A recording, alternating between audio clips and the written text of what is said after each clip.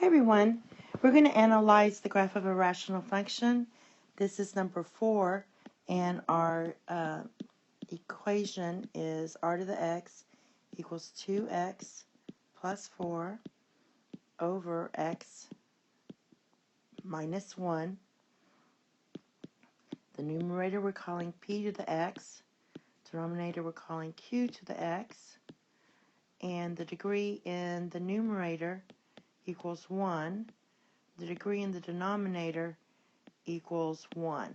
Since the degrees are the same, that means our horizontal asymptote is 2 over 1. We have to answer these questions, so I'm going to go ahead and locate the horizontal, which is going to be y equals 2. At this point, I'll do a different slide if when we determine if the graph intersects this intercept. The domain is where you set q to the x equals 0. So basically we set x minus 1 equals 0 because we can't divide by 0. So the domain here is going to be all real numbers, but x can't be 1. Because if you plug in 1 in here, you're going to be dividing by 0. And you can't do that. So it's already in lowest terms, so we don't need to do that. That's a check. We'll do this one on the next page. Let's go ahead and do step 5. Since our domain is x can't be 1, that means we have a vertical asymptote at x equals 1. So we already have that step done. It doesn't have a hole because it's already in reduced terms, and we can't cancel out a factor. Now let's find the intercepts. So our intercepts are when p to the x equals 0. That's our numerator. So we're going to set 2x plus 4 equals 0. 2x equals negative 4. And when you divide, you get x equals negative 2. So the x-intercept is negative 2, 0. And then our y-intercept is when you set your x's all to 0. So I'm going to put that there. Everywhere there's an x, I'm putting 0. And we get 4 over negative 1. So our y-intercept is 0, negative 4. On this one, when you find the y-intercept, this is your r,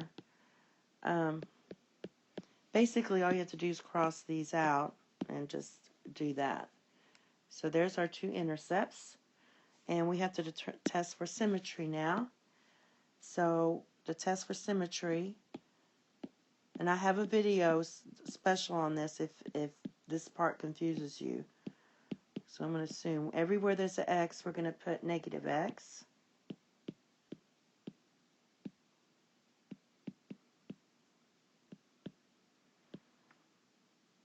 And this gives you negative 2x plus 4 over negative x minus 1. I can simplify that as 2x minus 4 over x plus 1. Since this is neither our original equation nor is it the negation of our original equation, there is no symmetry.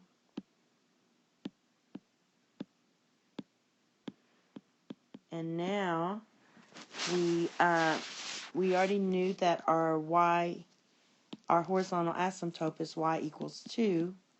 So what you do is you set 2 equaling your original equation to see if this crosses the graph crosses or intersects the horizontal asymptote at y equals 2.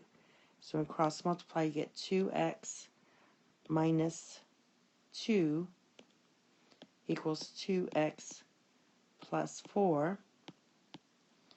this cancels out, and we get negative 2 equals 4, which is not true. So there's no intersection of the horizontal asymptote, which is going to help us with the graph. And now you're supposed to, again, put this in the calculator, but I'm going to go ahead and just pick my key points. I have, I'm going to choose intervals here. I'm going to act like I can't put it in the calculator. I'm going to choose negative 2 because I have a horizontal asymptote there. And my vertical asymptote, well, actually the negative 2, because that's the x-intercept. And then I'm going to also choose,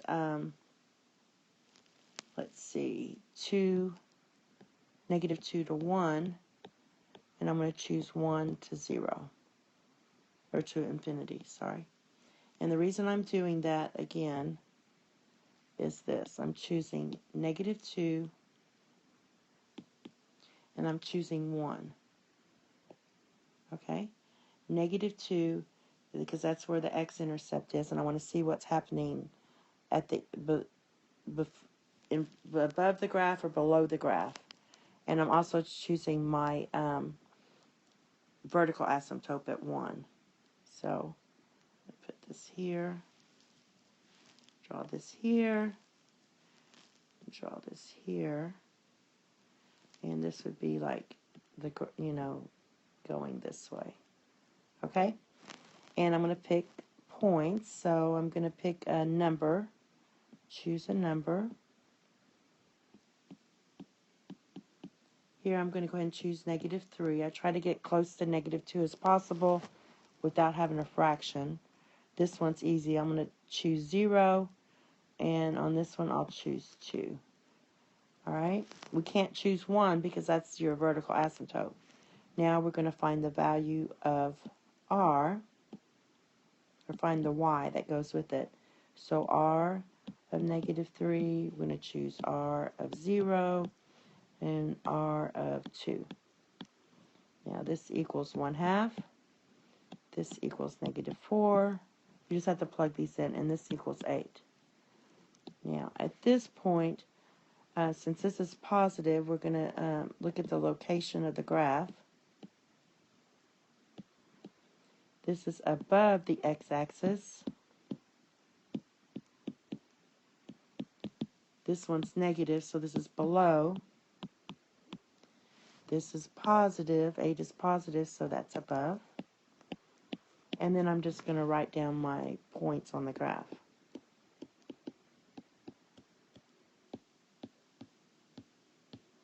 Basically, I'm just picking this. This is your x and your y. Pick those two, 0, negative 4, and 2, 8. And we're going to graph this using our intercepts and all the information we have, and our asymptotes. So we're going to graph this. I have a vertical asymptote at x equals 1.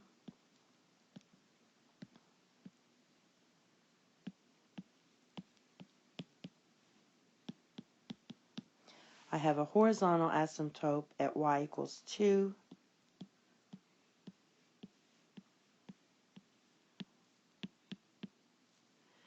I have an x-intercept at negative 2, 0. Also at 0, negative 4.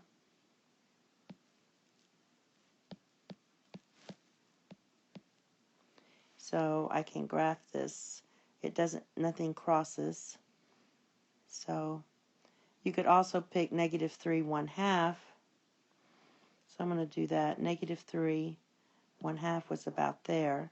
That was one of my points I picked earlier. So there's that portion.